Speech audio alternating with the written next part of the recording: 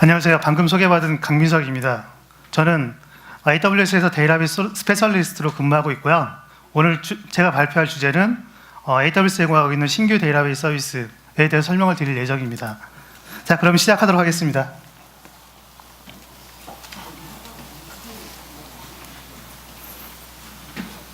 AWS가 제공하는 데이터베이스 서비스를 카테고리별로 나눠보면 다음과 같습니다. 먼저 관계형 데이터베이스, 여러분들이 잘 알고 계시는 그런 서비스고요. 지난 40여 년간 IT 시장에서 굉장히 중요한 서비스를 담당하고 있는 그런 관계형 데이터베이스입니다. 일반적으로 ERP나 CRM 그리고 금융정보와 같은 그런 영역에서 사용되고 있고요. AWS에서는 아마존 RDS라는 서비스로 제공되고 있습니다. 대표적인 제품은 아마존 오로라가 대표적인 제품이고요. 오로라를 포함해서 6개의 RDS 서비스를 제공하고 있습니다.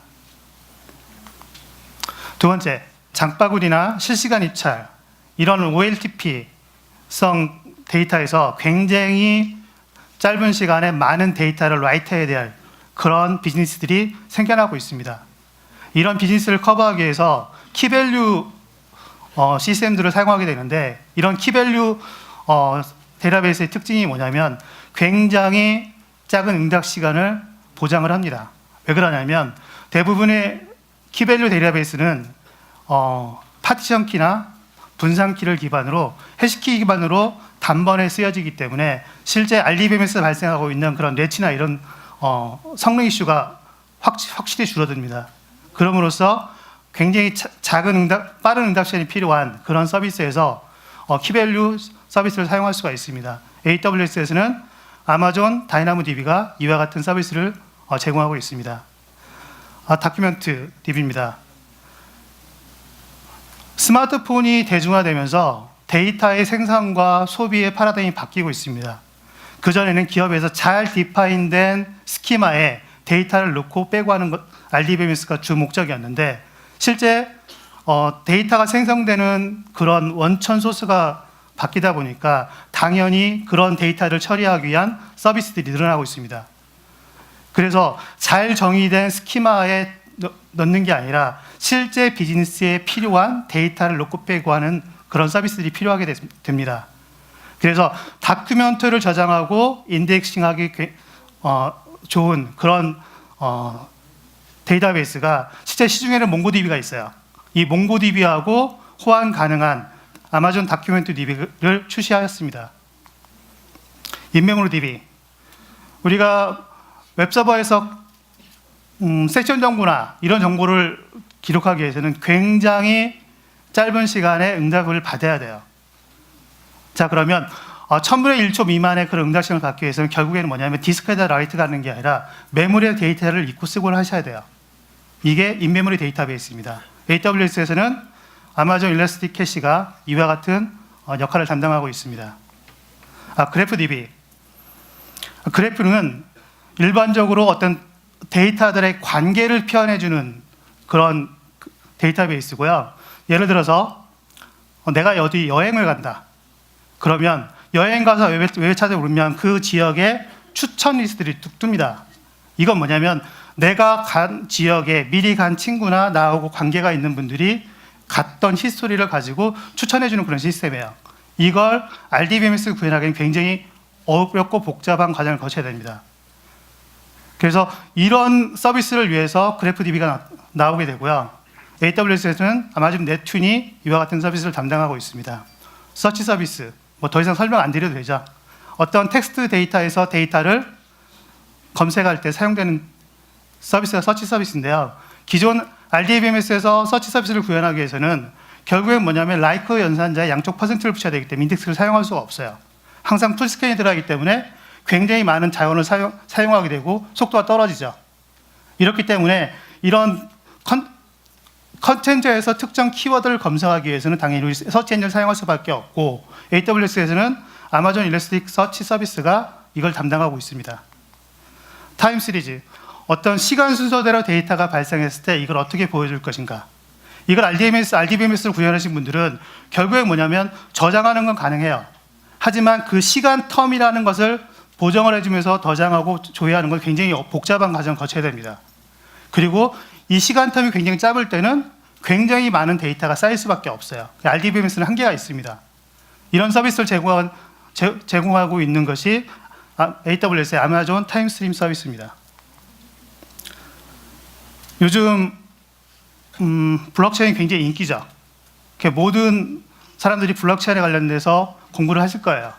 블록체인 하려면 뭐냐면 이 원장 데이터에 대해서 변경이 발생하지 않아야 된다. 그리고 검증 가능해야 된다. 이런 특징이 있죠. 그런데 모든 사람이 다 블록체인 기법으로 프로그램하고 개발할 수는 없어요. 굉장히 복잡한 과정을 거쳐야 되기 때문에. 그리고 기업에서는 중앙 집중적인 그런 데이터 관리가 필요하고 이걸 쉽게 SQL 프렌들리한 그런 쿼리를 이용해서 사용할 수 있는 방법이 필요합니다. 그래서 출시한 게 아마존 QLDB라는 겁니다. 오늘 제가 설명드릴 부분은 다큐멘트 DB, 그리고 아마존 타임스트림, 그리고 아마존 QLDB, 그리고 색깔이 좀 다르죠. 릴레이션 데이터베이스 쪽에. 이건 뭐냐면 대부분의 기업들이 클라우드로 데이터베이스를 이전하는데 꺼려하는 게 있어요. 뭐냐면 데이터 주권의 문제예요. 나는 내 데이터를 내 데이터 센터에 두고 싶지 너네 클라우드에 두기 싫어. 하지만 또 필요한 게 있죠. 뭐가 필요하죠? 나는 너네들이 제공하는 RDS와 같은 그렇게 관리가 편한 DB를 사용하고 싶어. 이래서 만들어낸 게 RDS를 VM에서 동작시킬 수 있는 그런 서비스가 RDS on VMware라는 서비스입니다. 이거에 대해서 네 가지 서비스에 대해서 설명을 드릴 거고요. 먼저 다큐멘트 DB입니다. 다큐멘트 DB는 저희들이 명확하게 몽고DB 호환이라고 표시하고 있어요. 이건 뭐냐면 여러분이 지금 개발 중인 몽고DB로 개발 중인 그런 어플리케이션들이 그대로 다큐멘트 DB에 동작한다는 의미입니다. 그럼 왜 다큐멘트를 쓸까요? 이 다큐멘트는 뭐냐면 기존의 RDBMS에서는 데이터 스키마를 명확하게 정의를 해요. 그리고 정규화를 하죠. 그렇게 되면 개발자는 그 미리 DBA가 정의해놓은 스키마에 맞춰 데이터를 넣고 빼고 해야 돼요. 데이터가 좀 바뀌면 스키마를 변경하기 위해서 DBA 팀과 굉장히 많은 커뮤니케이션을 해야 됩니다. 복잡하죠. 현재 비즈니스와 같은 상황에서 좀 시간이 너무 오래 걸리는 그런 작업이에요. 그 작업이 나쁘진 않아요. 왜 그러냐면 전통적인 그런 비즈니스에서는 당연히 필요한 작업입니다. 하지만 굉장히 빠른 비즈니스 환경을 대처하기 위해서는 개발자가 클라우드에서 거기에 맞는 데이터베이스를 사용하셔야 돼요. 그게 현재 다큐멘트를 저장하고 조회할 수 있는 몽고DB가 굉장히 많이 사용되고 있습니다. 그래서 AWS는 고객들의 니드를 반영하기 위해서 몽고DB에 호환 가능한 다큐멘트 데이터베이스를 출시하였습니다. 그러면 다큐멘트 데이터베이스를 갖는 어려움이 뭐냐? 결국엔 다큐멘트 DB는 뭐냐면 개발자를 위한 데이터베이스예요. 그러다 보면 분명히 IT에는 개발자 영역이 있고 인프라 영역이 있어요. 개발자가 인프라까지 어느 정도 커버를 할 수 있지만 모든 인프라 영역을 커버할 수는 없습니다. 셋업이나 패칭이나 그리고 스케일업 그리고 보안 그리고 백업 리스토어에 대한 어려움을 겪을 수밖에 없어요. 왜 그러냐면 개발자 친숙한 데이터베이스이기 때문에 이걸 인프라 요원을 키우기에는 한계가 있습니다. 그래서 AWS에서는 이런 관리적인 요소를 AWS가 대행해주고 개발자가 다큐멘트 DB를 충분히 사용할 수 있는 그런 관련 서비스를 출시하였습니다. 어떤 특징들이 있냐? 초당 수백만 입기 처리가 가능합니다. 왜 그러냐면 다큐멘트 DB는 실제적으로 컴퓨터 영역과 스토리지 영역을 나눴어요. 그래서 컴퓨터 영역에서는 쿼리가 들어오는 걸 프로세싱을 하고 이런 역할을 해주는 어떤 메모리와 CPU 자원이 필요한 게 컴퓨터 영역이 되는 거고요. 저장을 위한 공간이 스토리지 영역이 돼요. 그렇기 때문에 이렇게 함으로써 더 많은 인서트들을 퍼포먼스 영향 없이 더 추가할 수 있고 그리고 데이터를 저장할 수 있는 그런 아키텍처로 구현을 하였습니다. 뒤에서 자세한 아키텍처는 제가 그림으로 설명을 다시 드릴게요. 그리고 데이터베이스를 운영하다 보면 스케일업과 스케일아웃이 굉장히 중요한 요소가 되고 있습니다. 그래서 아마존 다큐멘트 DB는 15개까지의 그 리드 가능한 그런 인스턴스를 추가할 수가 있어요. 그렇게 되면 프라이머리 인스턴스 하나, 15개의 리드 읽기 가능한 인스턴스, 16개 인스턴스로 서비스를 처리할 수 있기 때문에 굉장히 많은 서비스를 처리할 수 있습니다. 그리고 스케일업. 다큐멘트 DB를 생성할 때 인스턴스들은 R4 인스턴스를 사용하게 돼요. 그래서 R4 인스턴스는 메모리가 15기가에서부터 244기가까지 제로합니다. 그래서 R4 라지, R4 X 라지, 2X 라지, 4X 라지, 8X 라지, 16X 라지. 각 인스턴스 타입에 따라서 실제 메모리와 CPU는 정해져 있고요. 뒤로 갈수록 CPU와 메모리가 더 많이 제공되고 있습니다. 그리고 니드 리플리카를 15개까지 추가할 수 있기 때문에 이 읽기 전용 인스턴스들 간에 로드 밸런싱이 가능합니다. 그렇기 때문에 특정 인스턴스에 집약되는 게 아니라 균등하게 부하를 처리할 수가 있습니다. 풀리 매니지드 서비스. 이건 뭐냐면 개발자는 개발에 집중하고 실제 시스템에 관련된 것은 AWS에서 제공하고 있습니다. 그리고 여러분들은 사용하신 만큼만 페이를 하시면 되고요. 그리고 오토 페일오버라다 리커버리, 그 백업, 그리고 포인트 인 타임 리커버리 기능을 제공하고 있습니다. 몽고DB 호환이라고 부르는데 몽고DB 3.6 API를 그대로 사용하고 있어요. 그렇기 때문에 기존에서 여러분들이 사용하고 계시던 몽고DB의 어플리케이션이나 그런 툴들을 거의 다 사용할 수가 있습니다. 다큐멘트 DB를 생성하게 되면 크리에이트 다큐멘트 클러스터라는 화면이 나오게 되고요. 여기에서 클러스터에 이름을 주시고 그리고 인스턴스를 선택하게 돼요. 지금 저는 DB R4 라지로 했죠.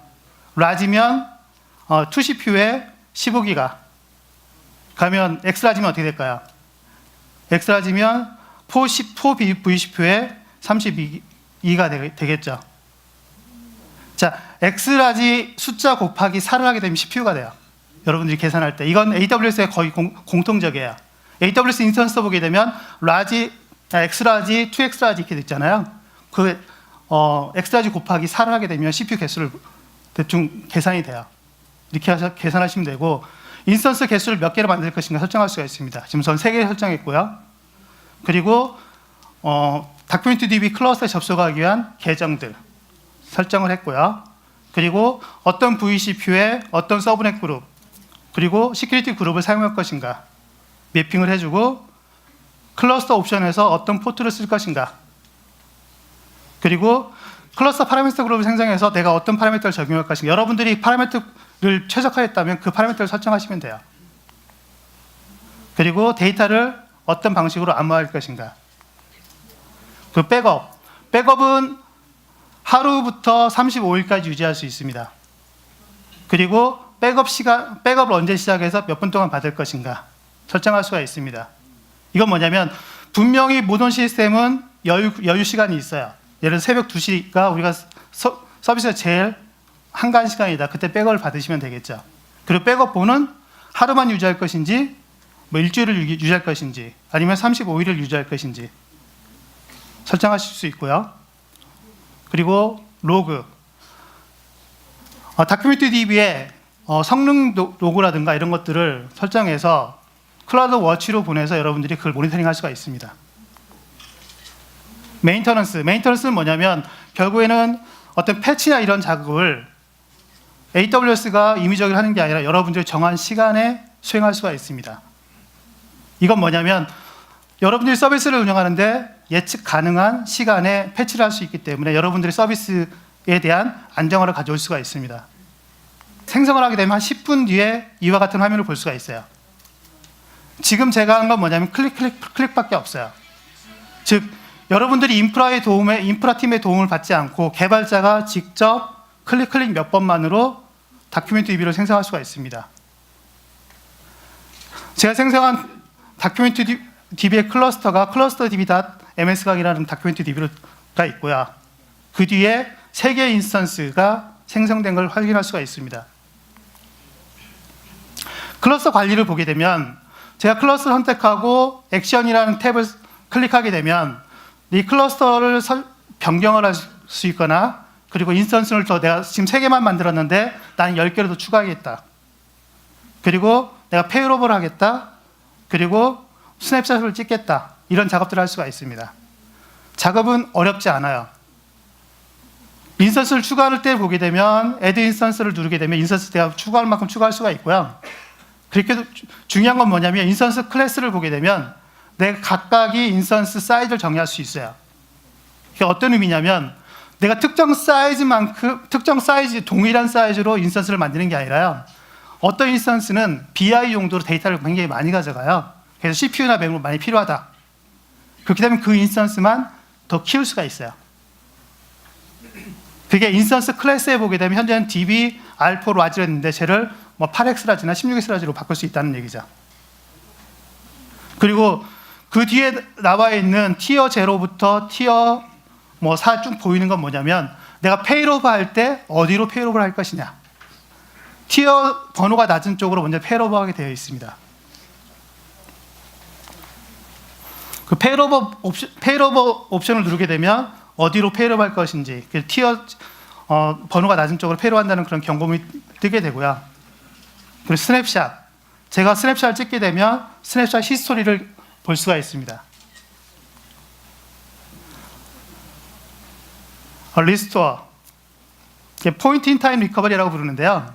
이건 뭐냐면 IT를 운영하다 보면 시스템 장애로 인해서 나오는 장애보다 실제 개발자나 관리자가 딜리트나 업데이트를 잘못 날려서 발생할 가능성이 훨씬 높습니다. 통계를 보게 되면 90% 이상이 휴먼 장애로 나타나요. 이렇게 되면 뭐냐면 내가 문제가 발생하기 이전 시점을 돌려야 되겠죠. 그게 포인트 인 타임 리커버리예요. 예를 들어서 제가 오늘 10시에 뭔가 작업을 했는데 잘못 업데이트했어요. 근데 그걸 돌릴 수 있으면 제일 좋죠. 하지만 웨어저를 빠뜨렸기 때문에 전체가 다 업데이트돼서 어떻게 방법이 없습니다. 그럴 때는 10시 전에 돌려야 되겠죠.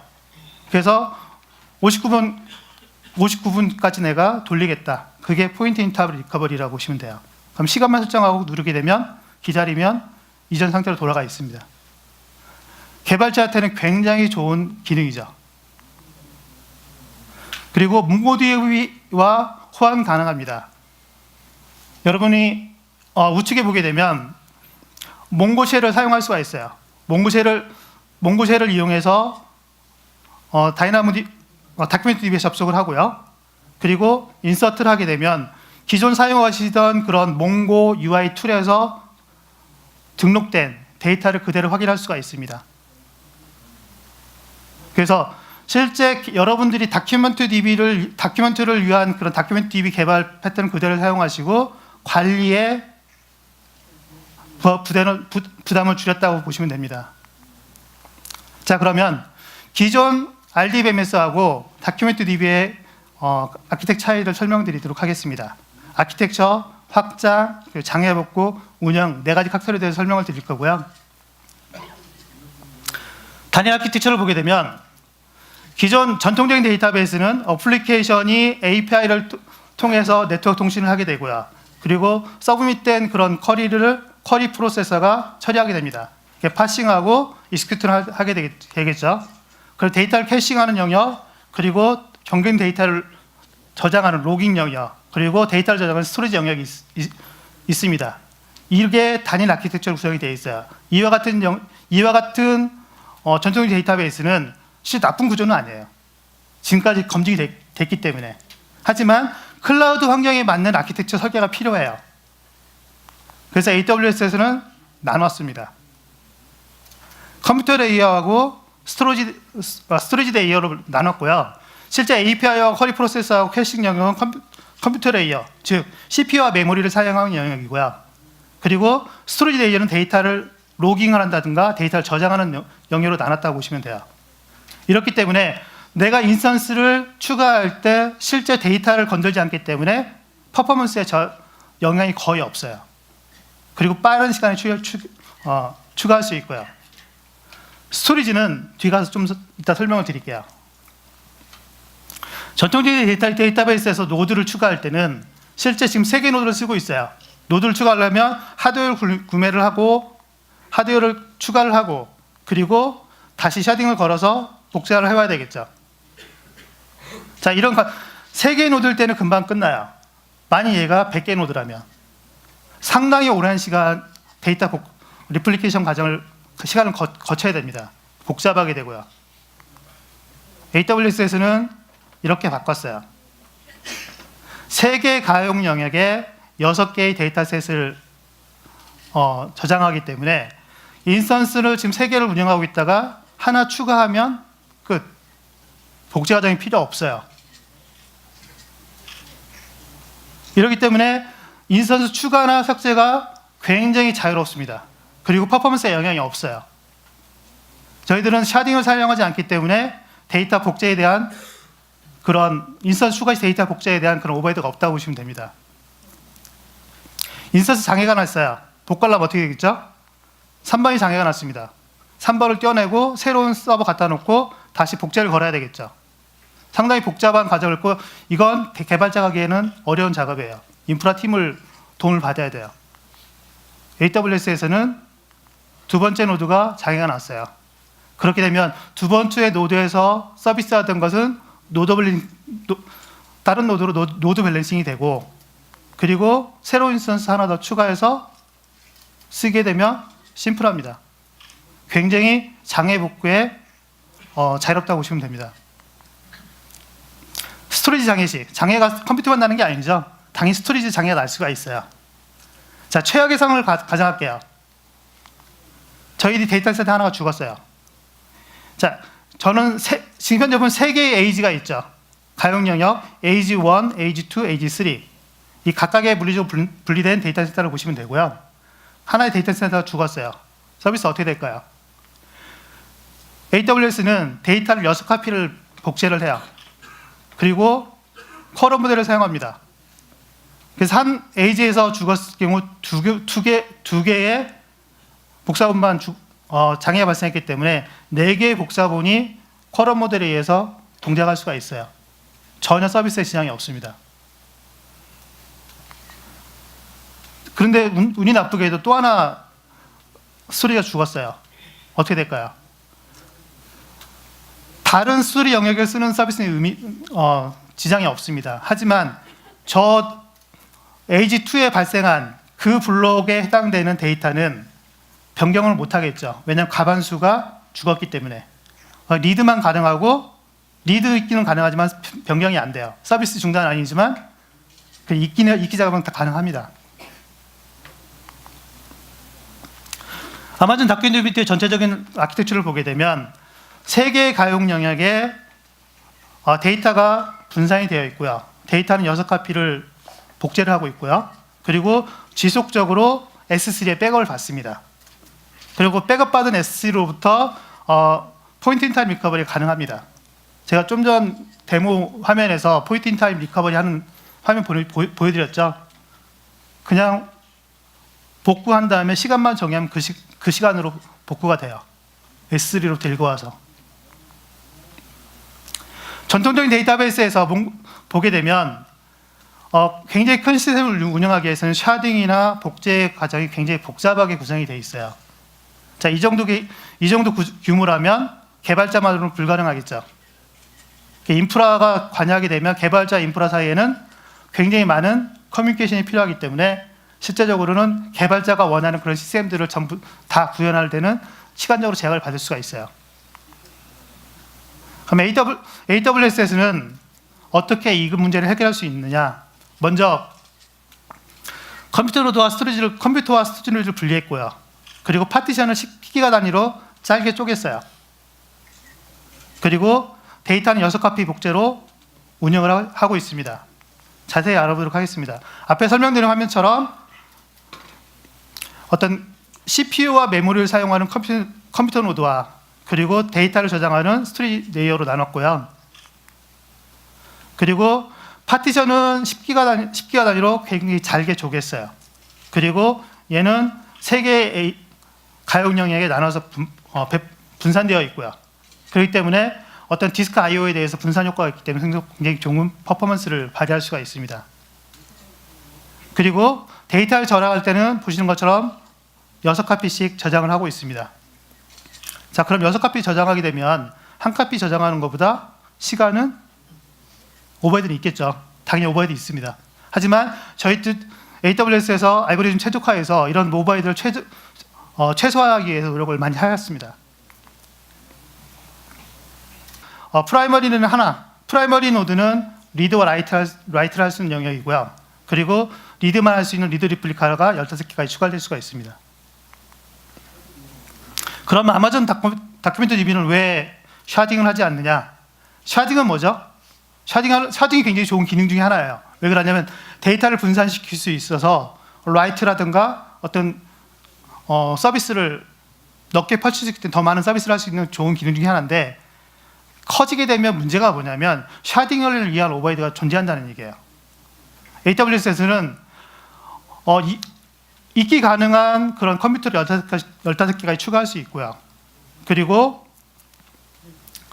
어떤 라이트에 대한 임팩을 최소화했고, 그리고 스토리지를 10기가에서부터 64테라까지 자동으로 확장하는 그런 서비스를 제공하고 있습니다. 이렇기 때문에 실제 샤딩 없이도 여러분들이 원하는 서비스를 어느 정도 커버할 수가 있어요. 근데 우리 시스템이 64테라 이상 넘는다. 어떻게 해야 되죠? AWS 연락을 하세요. 가면 더 큰 시스템 운영할 수가 있습니다. 기능 추가 이력을 보게 되면 올 1월 달에 런치가 됐어요. 그리고 2월 달에 2번, 3월 달에 3번의 새로운 기능이 추가됐습니다. AWS는 굉장히 빠르게 기능들을 추가하고 있어요. 여러분들이 추가된 이력을 보고 싶으면 AWS 웹사이트나 블로그를 통해서 추가된 이력을 확인할 수가 있습니다. 마이그레이션은 AWS는 DMS라는 서비스를 제공하고 있고요. DMS는 뭐냐면 실제 데이터를 원본으로부터 클라우드 서비스 쪽으로 옮길 수 있는 그런 서비스입니다.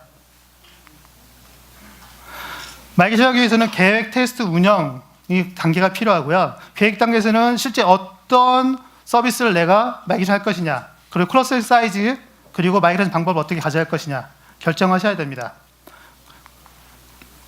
자, 그러면 내가 가용성은, 자, 멀티에이저를 어떻게 사용할 것인가, 그리고 CPU 몇 개를 쓸 것인가, 그리고 메모리가 얼마큼 필요한가, 리드와 라이트 비율은 어떻게 되는지, 이런 것들을 조사하셔야지 여러분들이 마이그레이션 하는데 도움이 되겠죠. 이것들이 뭐냐면 결국 인스턴스나 이걸 결정하는 기준이 됩니다. 마이그레이션 방법을 보게 되면 오프라인으로 하는 방법이에요. 오프라인으로 하는 방법은 가장 빠른 방법이고 서비스 다운이 길어지지만 가장 단순한 방법이죠. 방법 프로세스를 보게 되면 몽고DB에서 아마존 다큐멘트 DB로 옮긴다고 가정했을 때 몽고DB 덤프를 통해서 몽고DB를 백업을 받아요. 그리고 아마존 다큐멘트 DB에 리스토어를 하고 어플리케이션은 아마존 다큐멘트 DB를 보게 만들면 끝입니다. 굉장히 간단하죠. 대신 오프라인 하는 방법은 간단한 대신 다운타임이 필요해요. 데이터 넘어가는 그런 시간이 필요하겠죠. 온라인 많은 시간이 필요해요. 왜 그러면 서비스를 유지하는 동안 계속 데이터를 넘겨줘야 되기 때문에. 하는 방법을 보게 되면 몽고DB에서 데이터를 덤프를 받아서 아마존 다큐멘트 DB에 넣어요. 그리고 몽고DB의 CDC 기능을 이용해서 계속 다큐멘트 DB 쪽으로 퍼나릅니다. 다 끝나게 되면 실제 어플리케이션이 커넥션을 바꾸면 되겠죠. 많은 시간이 필요한 만큼 커넥션을 바꾸는 그 짧은 시간만 다운타임이 필요하겠죠. 하이브리드 방법이에요. 하이브리드 방법은 뭐냐면 초기 덤프를 아마존 다큐멘트 DB에 저장을 하고요. 적재를 하고요. 그리고 CDC를 이용해서 차분에 대해서 넘기는 방법입니다. 복잡도는 높아지고요. 그 대신 다운타임이 오프라인보다는 적겠죠. 그리고 마이그레이션이 고려한 사항은 인덱싱과 그리고 오퍼레이션 로그, 그리고 샤딩 클러스터를 끄는 것들, 이런 것들은 좀 고려 대상이 될 수가 있습니다. 고객 사례를 보게 되면 캐피탈원, 허들, 워싱턴 포스트, 다우존스가 있는데 공통적인 의견이 이거예요. 결국에 뭐냐면 개발 편하고 그리고 관리의 요소가 관리에 대한 부담이 없기 때문에 굉장히 좋았다. 그리고 AWS의 다른 서비스와 풀리 커넥션 되기 때문에 훨씬 더 파워풀하다. 이런 내용들이 기록되어 있습니다. 이 자세히 알고 싶은 분들은 블로그에 오시면 고객 사례를 살펴볼 수가 있어요. 아쉽게도 아마존 다큐멘터리 DB는 한국 리전에 아직 런치는 안 됐어요. 곧 런치될 예정이고요. 그리고 현재로는 US 리전의 3개, 그리고 유럽의 아일랜드 리전에 하나가 런치되어 있습니다. 자, 두 번째 보게 되면 RDS on VMware이고요. 이건 뭐냐면 쉽게 얘기하면 여러분들이 AWS RDS 서비스를 여러분의 데이터 센터에 쓸 수 있다. 그냥 쓸 수 있냐? 조건이 필요합니다. VMware 위에서 사용할 수 있다. 이렇게 보시면 돼요. 현재 출시될 그런 제품들은 마이크로소프트 SQL 서버하고 MySQL, PostgreSQL, MariaDB, RDS 제품이죠. 를 사용할 수가 있습니다. 오라클은 아직 들어가진 않고 곧 출시될 예정입니다. 자, 그러면 RDS on VMware를 왜 사용하냐? 결국에 뭐냐면 데이터 주권의 문제예요. 데이터는 굉장히 소중하죠. 그래서 나는 너네 클라우드 데이터셋 주기 싫어. 나는 내 데이터셋에 있어야 돼. 하지만 난 너네들이 제공하는 서비스가 마음에 들어. 그래서 너네들의 RDS 서비스를 쓰고 싶어.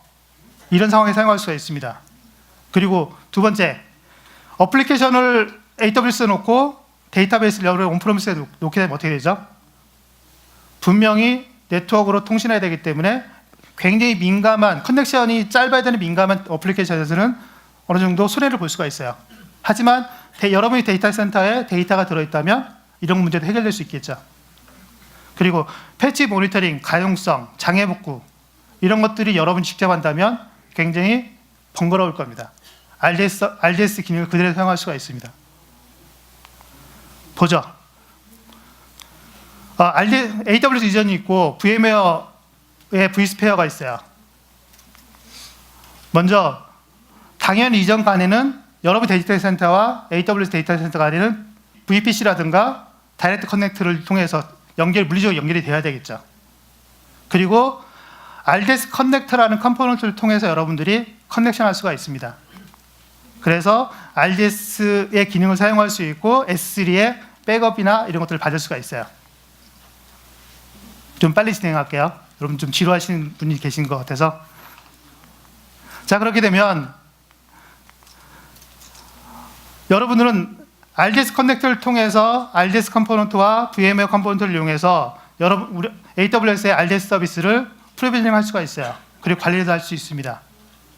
생성을 한 다음에 여러분 어플리케이션들은 RDS 서비스에 접속해서 사용할 수가 있죠. 그러면 RDS 데이터베이스 서비스를 운영하기 위한 그런 오버헤드는 훨씬 줄어들게 됩니다. 백업 리스토어. 여러분의 서비스를 VMware vSphere 위에서 백업을 받아서 리드 리플카를 만들 수가 있고요. 그리고 백업본으로부터 스냅샷 받은 백업본으로부터 새로운 서비스를 만들 수도 있어요. 여러분의 데이터 센터에서. 그리고 AWS 리전을 하나의 DR 센터로 쓸 수도 있고요. 새로운 여러분의 데이터 센터에 DR 센터로 구성할 수도 있습니다. 데이터베이스 엔진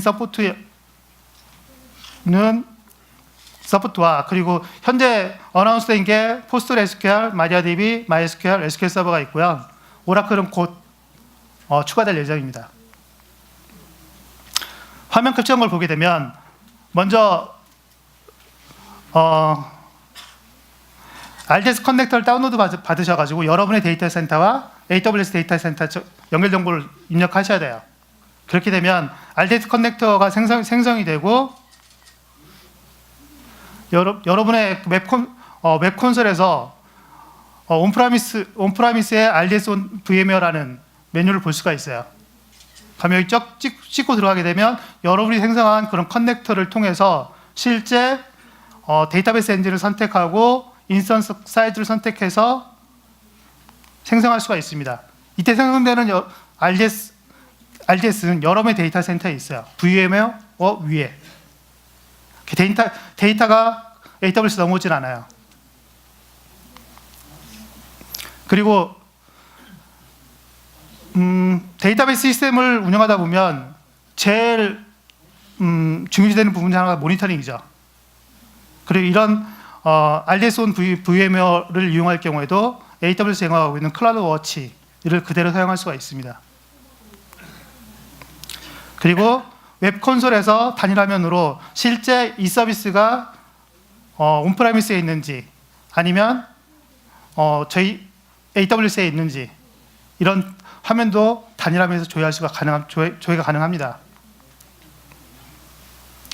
그리고 퀀텀DB 좀 빨리 지나가겠습니다. 퀀텀DB는 실제 요즘 제일 핫한 분야 중에 하나가 블록체인이죠. 자, 블록체인의 가장 큰 특징이 뭐죠? 히스토리를 계속 유지하고 그리고 원장이 바뀌지 않는다. 결국에는 너무 분산시켜놓기 때문에 바뀔 수가 없다가 여러분 가장 큰 장점이죠. 그래서 기록을 역사에 보게 되면 고대부터 굉장히 많은 기록들이 남아 있습니다. 즉 기록이 남아 있다는 건 뭐죠? 불변이죠. 그리고 이런 데이터를 여러 곳에 분산시켜 놓을 수도 있겠지만 실제적으로 보게 되면 중앙 집중 정책으로 관리를 원하는 그런 고객들도 있을 수 있어요. 어떤 고객들이냐? 헬스케어, 그리고 어떤 정부 시스템들, 그리고 어떤 물건의 생산부터 배송까지의 추적을 한다든가, 그리고 HR, 이와 같은 시스템들은 데이터가 변경돼서는 안 돼요. 위조도 안 되겠죠. 그리고 여러 군데 펼쳐놔서도 안 돼요. 자기가 원하는 곳에 집중시켜야 되겠죠. 중앙 집중시켜야 되겠죠. 이런 서비스를 제공하기 위해서 저희들은 QLDB를 발표를 했습니다. 그리고 이런 QLDB와 같은 서비스를 하기 위해서는 일반 전통적인 데이터베이스에서는 결국에는 뭐냐면 리소스 지역적이고 굉장히 관리가 어려워요. 그리고 오류에 대해서 완벽하지 않습니다. 이 오류라는 뭐냐면 내가 RDBMS로 이런 이력 데이터를 만들었을 때 중간에 뭔가를 바꿨어요. 그럼 이 바뀌었는지 안 바뀌었는지 검증할 수 있는 방법이 굉장히 어렵습니다. 그리고 블록체인 기법 굉장히 좋죠. 하지만 기업에서 중앙적으로 사용하는 것보다 너무 과도하게 어려워요. 그래서 AWS에서는 아마존 QLDB라는 서비스를 출시를 했고요. 완전 관리형이고 실제 모든 데이터 변경 이력을 추적할 수 있는 그런 기능이 탑재되어 있습니다. 개념을 보게 되면 어떤 원장 데이터베이스라는 건 뭐냐면 실제 저널, 어떤 데이터의 이력, 변경 이력과 그리고 커런트, 현재 상태와 히스토리를 합쳐서 원장 데이터베이스라고 보시면 돼요. 그럼 어떻게 동작을 하냐? 제가 카라는 테이블에 데이터를 하나 입력했어요. 테슬라에서 테슬라 모델 S를 샀어요. 트레이시 러셀이라는 사람 이름으로 등록이 되어 있고요. 그렇게 되면 저널에 등록하고 당연히 커런트 카스에다 등록이 되겠죠. 그리고 히스토리에도 등록이 되고요. 얘를 누군가가 또 소유권이 이전이 됐습니다. 그렇게 되면 저널에서 이력 히스토리가 추가되고 커런트 카도 바뀌게 되고 히스토리에도 기록이 되겠죠. 또다시 엘머 허브라드한테 소유권이 이전되면 이런 이력들이 남아 있어야 됩니다. 자, 저장한 건 오케이. 그럼 어떻게 검증할 것이냐? 아마존 QLDB 검증 방식은 SHA-256 알고리즘을 사용해요. 이건 시큐어된 어떤 암호화된 해시 알고리즘을 사용하게 되는데 실제 16비트 64바이트 아웃풋이 생성이 됩니다. 그렇기 때문에 변조하는 건 굉장히 어렵죠. 그래서 먼저 저널에 보게 되면 현재 저널 하나가 인서트되고 업데이트 됐어요. 근데 T2를 보게 되면 T2를 보게 되면 86으로 시작을 하죠. 그죠? 그런데 누군가가 중간에 업데이트를 했습니다. 업데이트 날짜가 지금 8월 1일로 바뀌었죠. 그렇게 되면 업데이트 하게 되면 분명히 해시 알고리즘, 해시 키가 바뀌어요. 그렇게 되면 제가 두 번째 이전에 해시 결과가 86으로 시작됐죠. 다르기 때문에 데이터가 변경된 것을 바로 추적이 가능해요. 광경 데이터베이스는 이런 식으로 최적화를 하게 되고, 실제 문서 데이터 모델에는 오더와 어드레스, 오더 아이템 이와 같이 디자인을 하게 돼요. 그렇게 되면 QLDB는 SQL 호환 가능한 그런 쿼리를 제공하고 있습니다. 그래서 일반 RDBS는 조인으로 저런 문제를 풀게 되는데, 실제 QLDBS는 select from orders 한 다음에 shipping address state는 워싱턴, 이런 식으로 하게 되면 결과를 가져올 수가 있어요. 이전 모델을 보게 되면 이런 식으로 되어 있죠. shipping address가 어드레스와 연결이 되고 저 스테이트 정보를 가져온 거예요.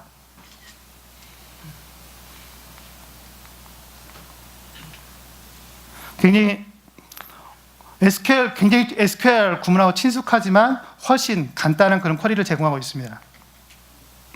타임스트림을 보겠습니다.